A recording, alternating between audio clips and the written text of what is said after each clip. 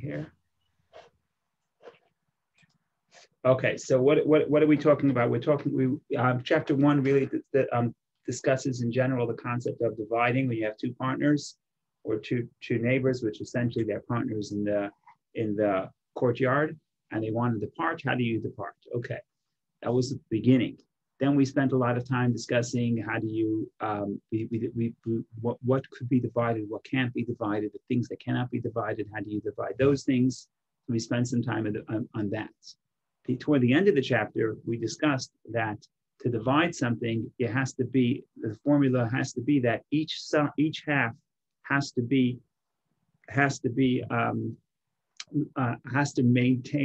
retain the name of the whole. So, for example, if you have a courtyard, the courtyard is a minimum of 4 by 4 cubits, let's say feet. 4 feet by 4 feet is the minimum of the 4 feet is the minimum of the courtyard. So therefore, only a field that's big enough, that's 8, and each person will get 4 by 4, is that divisible? Because if not, if I'm getting less than 4 by 4, then I used to be a partner in a courtyard, and now I don't have a courtyard. So that's what we discussed last time. Chapter 2 starts another interesting detail. So we have a courtyard. We could have many partners in the courtyard because many houses. The way it worked is there were many houses in one courtyard, and the courtyard was fenced in. And a lot of the things that we typically do in our house, like cooking and eating, they would do outside the house simply because they were living in Iraq and even in Israel, but certainly in Iraq. For most of the year, you can be outside and do things outside. So at some point, the people decide they want to divide. Okay, so we divide. Assume it's a big enough field, and each person can get 4 by 4. So now we get into a law that in addition to each person having to get 4 by 4 to be considered a courtyard, there's also an area that every door, every opening, in other words, every home has to have some place where they could unload their bags. In other words, some place that's just theirs, and it's 4 cubits by the width of the opening, and in addition to 4 by 4. So then we get into many laws discussing these details. So maybe we'll read that halacha, that law inside, and then we'll skip forward toward the end of chapter 2. So I'm going to share the screen. You don't need me to say it. You can get it straight from Maimonides. We'll read section 1. This is chapter 2, right? As you see, Shkhenim laws, that's the previous one. It's Shkhenim laws of neighbors, chapter 2. Fine. So section 1 of chapter 2. The following laws apply with regard to courtyards in the villages where every person builds a house for himself. And thus the courtyard in between the two houses is used jointly by all members of the two households. So assume you have 2 households in a courtyard, 2 homes, surrounded by a fence, a courtyard that's fenced in. So now, in addition to what we discussed last week, that every courtyard needs to get, every person, once you divide, every person has to get 4 by 4. In addition to that, Maimonides says, quoting the Talmud, every opening is granted 4 cubits in front of it for the entire length of the opening. In other words, if my door is 2 feet wide, then I get 4 by 2. If my door is 6 feet wide, I get 4 by 6. With regard to the remainder of the courtyard, if there is enough to provide every partner with 4 cubits by 4 cubits, it is divided. If not, it is not divided, which is what we said last week. For any courtyard that is not 4 cubits by 4 cubits cannot be called a courtyard, as we have explained. And this is what we discussed. Last week. And there's a lot in this chapter about how each person gets 4, every door gets 4. And the whole discussion gets very technical. What type of door gets 4? What happens if I have one house with 2 doors? Do I get 4 for every door? If I have different forms, if I have a garage, does a garage get 4? There's all kinds of different structures. And we're not going to get into it now because it's a little bit technical, but I just felt that we should at least get the flavor of what the discussion is talking about. Now we're going to move to something that I think is very interesting about the concept of the overarching concept, which is the right to privacy, and how it differs. It's more powerful than other rights that a person has, as we will discuss. So I'm skipping a lot. We're going to number 14.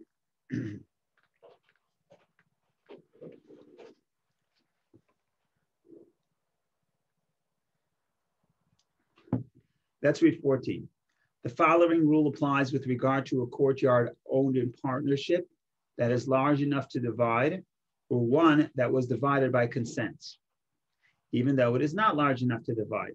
So these are two cases where we can divide a courtyard.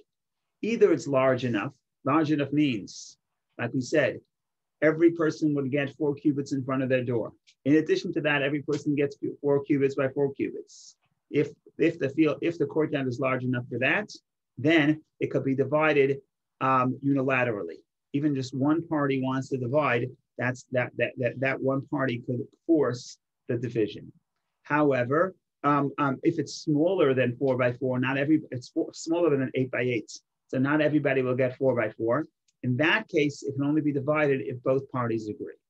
But 14 says, okay, we got by that. We're dividing the field. We're dividing the courtyard, either because everybody agrees or because it's large enough, and therefore even one person wanting to divide is enough to compel the division. Okay, now here's the interesting law. Here's the interesting law. This is fascinating. Each of the partners may compel the other to join in the building of a wall in the middle of the courtyard so that one will not see the other when using the courtyard. So we've been sharing the courtyard together for 20 years. At some point, either one of us or both of us want to divide. So we divide. After we divide, one party could force the other party to chip in the building of a wall to protect the privacy. I don't want you to see my property. I don't want to see your property. So not only can I compel the division of the land, and that would allow me to build my own wall, but I could force you to participate 50% in the value of the wall. Why? Why do you have to pay a wall? Because why do you have to pay for a wall if I want a wall? You don't want a wall, I want a wall. So why do you have to pay for my wall? So the answer is that because you're damaging me. How are you damaging me? By looking at my private area, my private property. And again, these are things that I'm embarrassed. It's not like a courtyard today where you don't expect to do anything private outside. But here you're eating, you're cooking, you want some privacy. And therefore, because the other person is invading your privacy, you're invading theirs. Yes, but it's two-way streets. Therefore, not only could I divide, not only could I build a wall, but I can compel the other person to participate in the building of the wall. This is a big deal.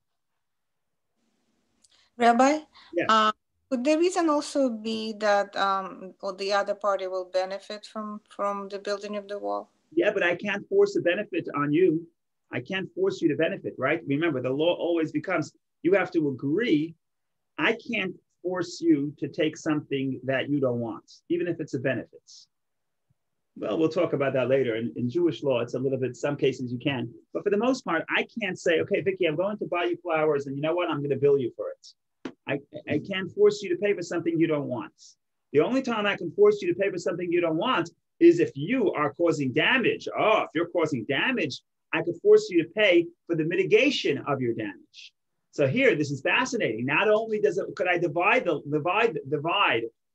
property and get myself my own private area, and now I can build my own wall. But I actually could compel, is one of the things that each neighbor could compel the other person is to go ahead and build a wall and participate in the building of the wall. Now in the Talmud, there are many, many pages about this. What type of wall, who pays for, where do you put the wall? It goes on and on and on. And we're going to get some of that sampling now because it gets interesting. But this is still a big idea. That's why I'm starting from 14. This is the big idea. This is the big idea. Not only could I divide, but not only can I divide unilaterally, separate the partnership unilaterally, but I can compel the other person to participate in the building of the wall. And this is the extent to which the Talmud takes this serious. In English, they call it the right to privacy. Again, it's not in the Constitution, but Supreme Court coined the term, I think. Supreme Court scholars, it's not in the Constitution, the right to privacy. In the Talmud, they don't use the term the right to privacy. They don't use the term right. What they use the term is hezek re'iyah. If I look at if I invade your privacy, I am damaging you through sight. That's the word, damage. And damage is a very strong word because if I damage, I have to mitigate the damage. I have a monetary responsibility to mitigate the damage. So that's the big idea. And then we get to, you see this is even more interesting. So me just a second, we'll continue. Just gotta plug in to get some energy, make sure we're plugged in. Oh, we're plugged in, yeah. Okay, so let's just summarize, because I see Richard's here.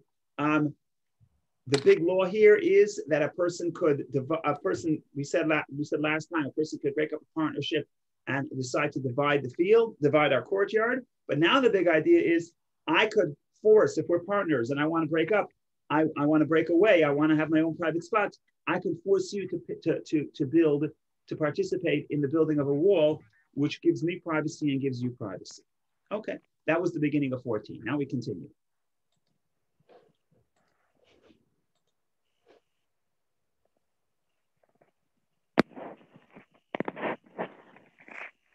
Okay, second paragraph of 14. The rationale is that damage caused by an invasion of privacy is considered to be damage.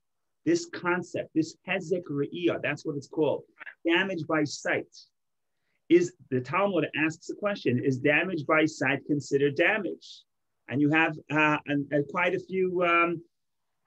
quite a long discussion in the Talmud. It's a few pages long, trying to determine whether or not damage caused by invasion of privacy, or in the language of the Talmud, damage by sight is called damage. And Maimonides rules that yes, hezek re'iyah, damage caused by sight. Here they say invasion of privacy, but the Hebrew term, you want to get to terms. Damage by sight is indeed considered damage, and therefore I could force the other person to participate in the building of a wall to give us privacy.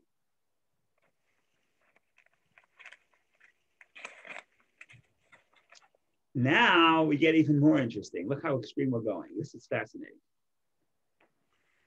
In general, the law is as follows. In general,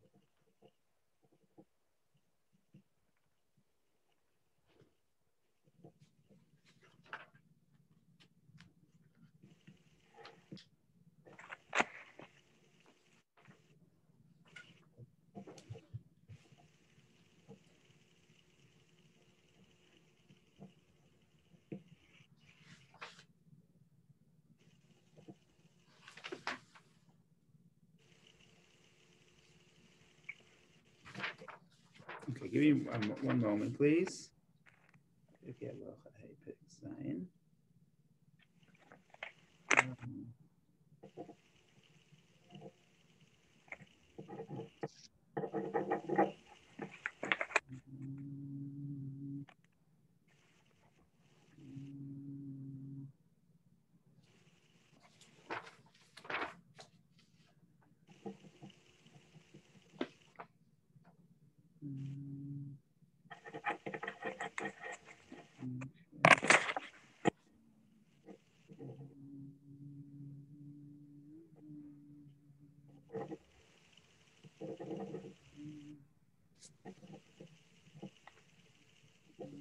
Rabbi, can I ask a quick question? Yeah.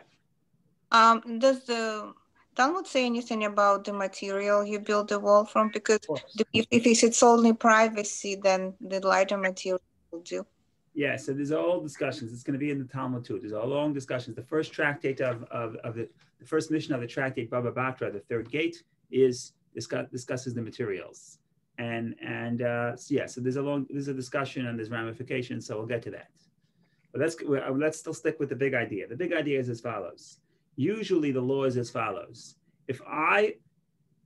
Let's say I don't have a right to do something. There are certain restrictions, right? Let's say we're all living in a courtyard together. And like I said, we do certain things in the courtyard. So just like today you have in a condominium or in zoning, there's certain things that you can't do in the collective space.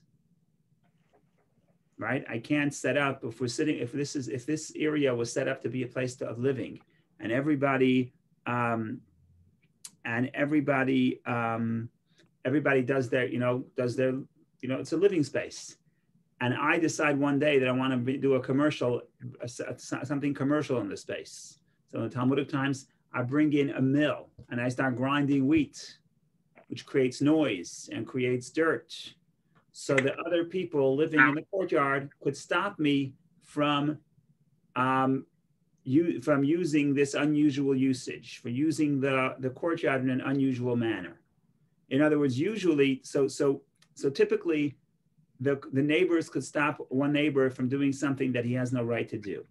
However, and this is the big however, if they see me doing it and they don't protest, in certain cases, if they see me doing it and they don't protest, then I get the chazaka. We'll discuss chazaka in a minute. I get the chazaka. I'm allowed to continue doing it. So for whatever reason, you people allowed me to bring a mill into our courtyard, and I'm doing it for 5 years. You can't show up 5 years later and say, please get your mill out of here. I said, what do you mean? If it bothered you, you should have spoke up for the past 5 years. If you didn't speak up for the past 5 years, it's because you were moichel, which means you gave up your right and you allowed me to do so. And therefore, I have what they call chazaka. Chazaka means it's my right, it's my presumption of ownership, and I'm allowed to continue doing what I'm doing. So that's the general rule, okay? There's many details, but that's the general rule. So again, to summarize, if I have no right to do something here, but I do it, and the neighbors are silent, the neighbors give up their right to protest. Because the fact that they were silent means that they've forgiven, they gave up their rights. You can't come 10 years later and say, how come you're making this unusual noise with your mill? I say, well, you saw me doing it for the past 10 years. It didn't bother you, or it did bother you, but you allowed me to have my space, and you allowed me to exercise that right. And because you allowed me to exercise that right, you gave me that right, and you forfeited your right to protest. That's the general rule. Here comes the exception of the rule when it comes to damage by sight. And for this, we have to look back at the section of Maimonides. Says Maimonides, neither partner can claim that it is an established fact that the courtyard has remained without a wall. Instead, even though the courtyard stood many years without a divider, one partner can compel the other to join in the building of the divider whenever he desires. So what is Maimonides saying here? Maimonides is saying as follows. Let's assume that we both shared this courtyard for 10 years. After 10 years, for whatever reason, we say, it was nice knowing you, let's divide. So we divide. Then we live together. I use my half, you use your half for another 10 years. At the end of the 10 years, I say, you know what? I want a divider. So I'm forcing you, I want to force you to pay 50% of the wall. And I say, because you're damaging me with your invasion of privacy, you're damaging me with your site. So you have to pay 50% of the wall. Says Maimonides, I can compel the other person, and the other person can compel me to build the wall, even though we lived like this, separate and apart for many years without a wall. In other words, the fact that you were silent does not forfeit your right to demand for your privacy. Maimonides doesn't explain why, but that's what he says. The commentaries of Maimonides want to understand how come. Before we get to how come, the big idea, right? So there's big ideas here. First of all, not only could I divide, I could force you to pay for the wall, at least to participate in the payment of the wall, pay your share. Now we're saying another big deal in the second half of 14. Not only can I compel you to pay as soon as we divide, but even many years later after the division, I can compel one party can compel the other person to build the wall, and the party cannot say the other party can't say I'm not paying for your wall now because you were silent for the past 10 years, so you forfeited your right to demand for payment and to establish your right to privacy here. Like I said, as we find in other cases where a person could give up their right if they don't protest. Not in this case. In this case, when the right to privacy, you never give up your right. Now the question is, how come? and what the parameters of the law. So we'll get to that. But so far, that's what we have. Rabbi, quick question. Yes. In general, is there a time limit for the chazaka? No. In other words, in general, what we're saying here How is many years should pass? With other matters, it depends. In other words, the chazaka to forfeit your right. Let's say I bring the mill into our courtyard, right? Let's say we're living in it's not zoned for a mill, or we're living in a condominium, and everyone knows you can't come and set up shop. So if I bring in the courtyard, so you have to get into the details of how they were living in those days, and then try to figure out how to apply it today. So if I bring in a mill and nobody says anything, they're not forfeiting their right, because they say it was a temporary thing. But the moment I start doing something permanently, the moment I bring in my mill and I start making a fence around the mill, or we'll get to the cases, the moment that people notice that this is not a one-time thing, this is ongoing, then they have to protest. And if they don't protest in a reasonable amount of time, they give up their right. Here, we divided our land 10 years ago. You had your half, I had my half 10 years ago. I come to you and I say, Vicky, please pay for me, pay 50% of my wall because you're looking at me, you're damaging me. Vicky says, what are you talking about? You already gave up your right 10 years ago. You already gave up your right to privacy 10 years ago because you did not demand the building of the wall for the past 10 years.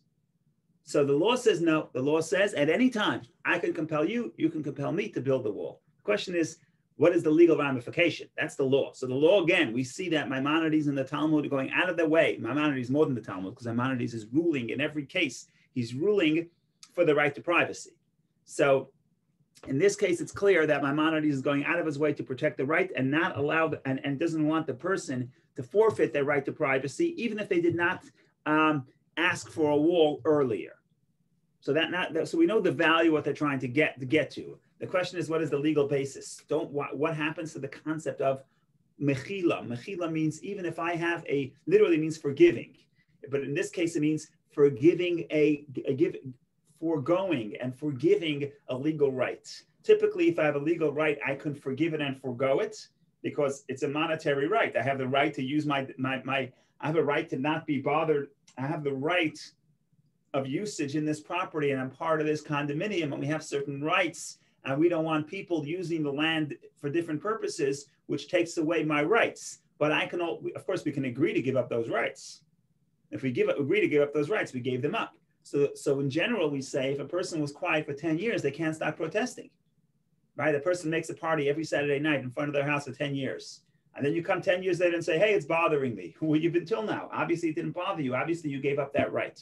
So in this case, but we don't say that. When it comes to the case of the wall, even if I did not insist for my privacy the last 10 years, I could at any point, and you could, any partner at any point could insist, we're building the land, we're building the wall, and we're going to have the other party pay for the building. In other words, chip in for the building. Rabbi, maybe the reason for that, could that be related to the same reason that we all of a sudden decided to split because of interpersonal conflicts? Or you didn't have a party 10 years ago, now all of a sudden you have parties conducted there? Okay, so you're saying I could say, look, till now, it didn't bother me that you're invading my privacy. Now it begins to bother me. But it's a little bit strange because I guess you could say that. But again, I'm just trying to find the reason why. Yeah, I'm saying the problem with that logic is I could say so with all the other cases as well. All the other cases where I do forfeit my right, I could say, look, the blasting the music did not bother me in the past. Now it bothers me. Doesn't matter. You gave up your right. So let me tell you what the commentaries are saying, and tell me if you like it or not. If you don't like it, there could probably other reasons. This is just one interpretation.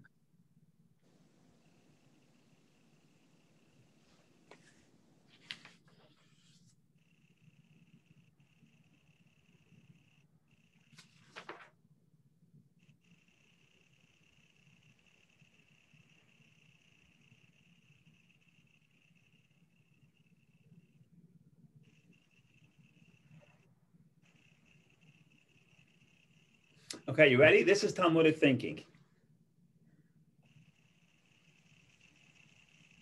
So this is multiple commentaries. I'm explaining Maimonides this way, but you got to put on your Talmudic thinking hat.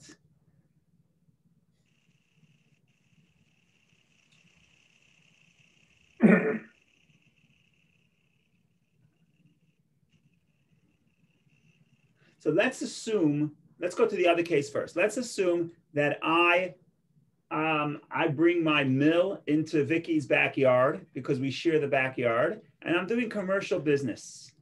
And Vicky was quiet for 10 years. 10 years later, you say, please stop using the mill. I say, look, the fact that you were quiet for 10 years implies that you implicitly gave me the right to put the mill here. By your silence, you conferred agreement, and you gave me the right to keep your mill here, to keep my mill here. Okay. How is this case different? So the commentaries say the reason why this case is different is because here, in the other case with when I bring my mill into the courtyard, the damage is a one-way street. I am invading Vicky's property. In other words, the public usage. I am giving a nuisance to you. I'm bothering you. You're not bothering me. So if you're silent, if I'm bothering you and you're silent for over a long period of time, you probably agree. Okay. What's interesting about the case of privacy is both parties are damaging each other. That's the core of the difference. So if I'm damaging you when you're quiet, so I say you're quiet, you forfeited. In this case, let's say I come to Vicky. Let's play this out here for a second. I come to Vicky and I say, okay, let's do that way. Vicky comes to me and says, I want a wall. I say, a wall? I don't want to build a wall. So Vicky says, 1 second. When you're looking into my courtyard, you're invading my privacy. I can't do what I want here. I'm embarrassed. It's not embarrassed, but I'm eating supper. I want my private space. You're invading my private space. You're damaging me through sight. That's what Vicky responds. So I say, what do you mean? But if you were quiet in the last 10 years, obviously you gave up your right. That's what I would say. So what does Vicky answer? Vicky says, no, she never gave up her right. Why was she quiet? She wasn't afraid to remain quiet. Why? Because since the damage is both ways, I'm damaging Vicky and Vicky is damaging me. So Vicky says this whole thing is temporary. At any point, the other person, I'm going to ask for a division. In other words, Vicky says, I'm not silent because I gave up my right. I'm silent because I'm damaging you as well. So if I'm damaging you, and you're damaging me, it's none of us are giving up, right? If I damage you, if you damage me and I'm quiet, you could say I'm forfeiting. But if you're damaging me and I'm damaging you, none of us are quiet. The conflict is on. In other words, the idea that a person says that I was silent and that if I'm silent, it means I forfeited my right is only if the damage is one way. But if the damage is two way, then Vicky says she wasn't silent because she's giving up her right. She's silent because she knows that this is temporary. Why is it temporary? Because soon I am going to ask for a wall because I'm also being damaged. In other words, that's the big difference. Law is all about distinction.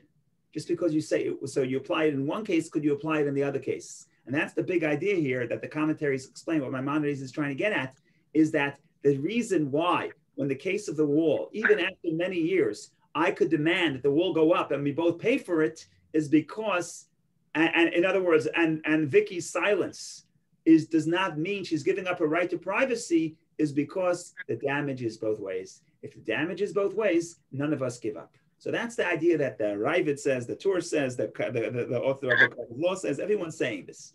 I'm not sure, okay, I'm putting it out here. Maybe there's other interpretations as well, but that's one distinction. It makes perfect sense because that's what I was trying to get to at the very beginning, because the side is both will benefit from the wall, from building up the wall. Correct. But they're going a little bit different. They're saying, you want to ask a question. Generally, you say that if I'm silent means I gave up hope, means I gave up my rights. Here we're saying, no, you didn't give up your right. So why were you silent? Because since I knew I'm damaging you together with you're damaging me, so I knew it's just temporary. It's just temporary until you're gonna protest and you're gonna want a wall. As opposed to if it's only one way, if you don't speak up, you're giving up your right. Yeah, makes sense. Rabbi. Yes. I'd like to offer another insight here. Please. Let us take it out of the material issue now that you're speaking about, bring it to the psychological issue. Yes. There's your privacy. You have your privacy in the psychological realm. You want peacefulness. You want whatever it is, solitude, whatever. Can these laws that you're applying to a material world, such as the mill bringing somebody's courtyard, blah, blah, blah, can they apply to the psychological privacy that one's entitled to by a neighbor who's, say, harassing him and it's affecting him psychologically? I think so. In other words, you have to figure out the law. What's the law? But the value that everybody is entitled to privacy, because privacy is a right. And if you're invading my privacy, you're actually taking away, harming me psychologically. That's certainly true. And I would say it's not only true within neighbors, but it's actually true within even very close relationships. You know, people have this thing, does my spouse have to know everything, right? So we're not talking about keeping secrets, but is there a space, are we one, or do I retain my own identity? Do I have some space that's just for me, right? So this is a big debate, and you want to talk about relationships. It seems that that Judaism would say there needs to be space where you're alone, because being alone, not secrets, but being alone is psychologically healthy. God is also alone. God expresses, he has a relationship with us, but of course he's also alone. Alone means he transcends. And our soul is a reflection of God. So we also have these 2 points. We have the point that we want to connect. That's self-expression. We want to express and we want to connect to others, and we want to give of ourselves. That's one part of that's one deep need of our psyche. But then there's another deep need of our psyche, is to be alone. And sometimes people don't know how to give, how to express, and sometimes people don't know how to be alone. They don't know how to be bored, right? They don't know how to be just with themselves. And it's a skill to be bored, but it's a psychological need. A lot of times what we're doing, especially with technology, is an escape from being alone, right? Because people don't know, they're afraid to be alone, but there's space where you need to be alone. So that's the spiritual side of these laws. Now, of course, the spiritual value has to be channeled into the law. So what does it mean in the real world? Now, again, not all of these laws apply in today, because everything changes. We use our homes differently. We use our courtyard differently. So the meaning of the courtyard in the Talmud is not the same meaning as the courtyard in Greenwich, Connecticut, or in your courtyard, or in your public space in your condominium. Things change. So therefore, the cases, the law, how you apply these values change as society changes. But the underlying principles, that if I'm coming and I am invading your privacy, it's a damage. I remember a story that there was, what's her name? She ran for the vice presidency of the United States. Remind me her name. From Alaska, the governor of Alaska. I forget her name. Sorry. Sarah Palin. Sarah Palin. Sarah Palin, after she ran for the governor, she made some people upset. So there was a journalist who decided he's going to write about Sarah Palin. How are you going to write about Sarah Palin? So he went and he rented the home next door without telling anybody. Remember the story?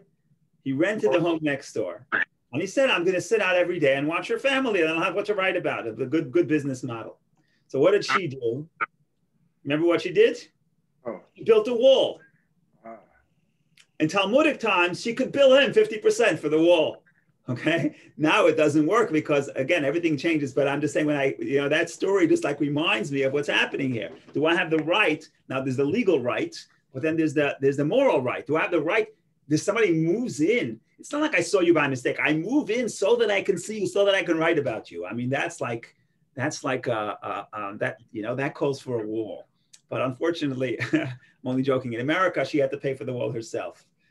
In Talmudic times, sorry, you could bill the other guy for the wall. But that's an example where, again, what I'm trying to say is the value is universal and the value stays today. How do you apply it in the real world? That's the law. That changes as the economy changes, as the way people use land changes, as the local custom change, but it's still valuable to study the Torah and study the way it was back then, because those cases actually are giving us insight, just like we did today. We study the idea that if damage is one way, then if I'm silent, if I'm receiving damage and I'm silent, I'm forfeiting my right. But if the damage is two-way, then it doesn't mean I'm forfeiting my right. So these concepts, once you get to the concept, then the concept could be applied in other areas as well.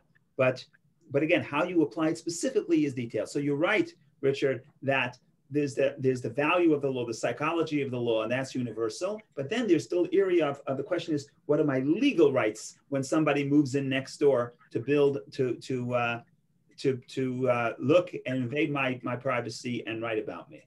Right. Now, in America, you have no rights, but the question is, what is the moral perspective? Just to bring a little Kabbalah in here and change direction. When you said before, you have the right to privacy to be alone. It's good to be alone. Yes. But everything is in moderation. But even man should not be alone, which means he should interact with his society and his environment. But you do need that moderation where you have to cleanse the mind. And by doing that, you have to be alone. So there's that balance. There's a kind of balance one has to be able to maintain. I agree. And I would also say that it's not clear that the Talmud is against partnerships. In other words, the Talmud, we're not saying that we don't want people to live together in the courtyard and share the space. We're not saying that. But we're saying if we feel that this sharing the space is harming me, because psychologically, then I have the right to demand division, and I have the right to demand privacy, which is building of the wall. Not demand. I don't have to demand anything. I just bill you 50%. Right. Yeah. Rabbi, I just want to comment that Richard is bringing up beautiful interpretation of not only probably psychological, how we can apply this law today, because it's all about boundaries. We both need to respect each other's boundaries. And that's a good point. So, Richard, you're saying Vicky's telling you that, of course, you need to express, and you need to express, but you also need boundaries. You have someone in your life, even someone that's very close. So, I don't want to, we have this question, you have the question, and we were talking about it. I was talking to my wife about it, and we were comparing our house now and our parents' home, my parents' home and her parents' home.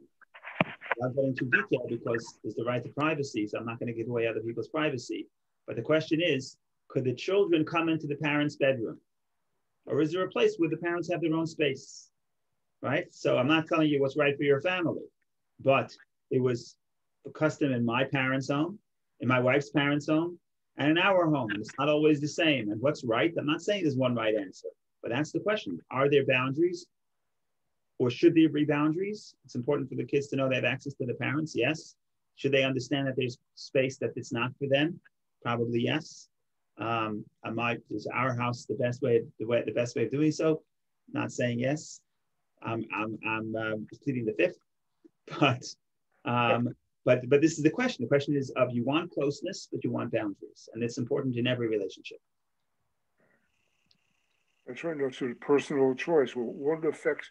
People are affected differently by certain environments and certain. Correct. So it's you. But I would argue, and what Vicky's arguing is that anytime you go to the extreme, it'll be unhealthy. You have the closest relationships. If there's no boundaries, it's going to turn out to be unhealthy. Right. So there's a balance. There has to be a balancing act between connecting and between maintaining distinction.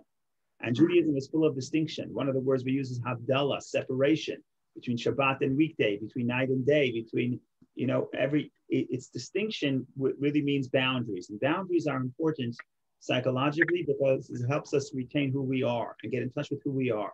And once we get in touch with who we are, now we're empowered to connect to others and figure out how we relate to others. But if I'm not in touch with myself, if I have no relationship with myself, how can I have a relationship with you? Right. Okay, so we tried to bring us to study law. It didn't work. We ended up with Kabbalah. No, I'm kidding. That was a joke. That's the way you're supposed to study Torah.